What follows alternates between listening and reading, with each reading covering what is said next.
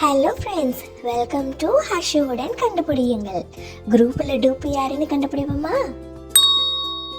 Students, இன்னைக்கு November 22 Saturday. இந்த மாதம் 8ஆம் தேதி, அதாவது நவம்பர் 8 அன்னைக்கு இந்த ஸ்க்ரீனில் தெரிகிற 3 பேரும் அவங்க ஆஃபீஸ்க்கு ஏன் லீவ் போட்டாங்கன்ற காரணத்தை சொல்ல போகிறாங்க. அதில் ஒருத்தர் பொய்யான காரணத்தை சொல்கிறாரு. அதை நீங்கள் கண்டுபிடிக்கணும்.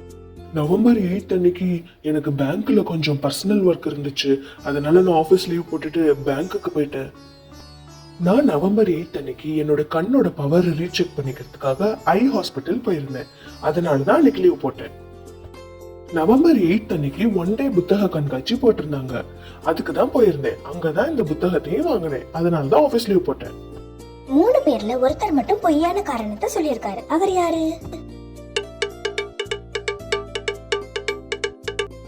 ஹலோ மக்களே, உங்களுக்காக ஒரு சின்ன ஆக்டிவிட்டி.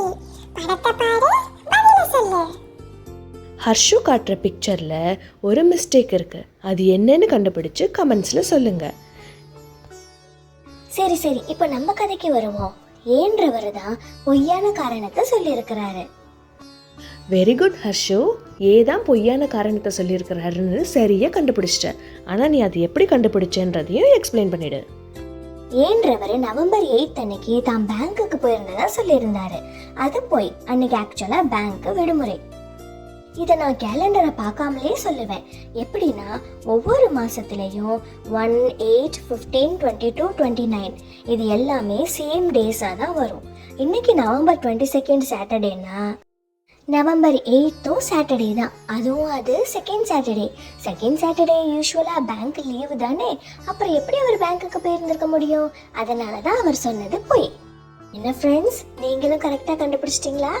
சரி, அதுக்கப்புறம் நான் முன்னாடி ஒரு கொஸ்டின் கேட்டிருந்தேனே, ஒரு பிக்சரில் ராங் இருந்துச்சுன்னு. அதையும் மறக்காமல் என்னென்ன கமெண்ட்ஸில் ஆன்சர் சொல்லுங்கள்.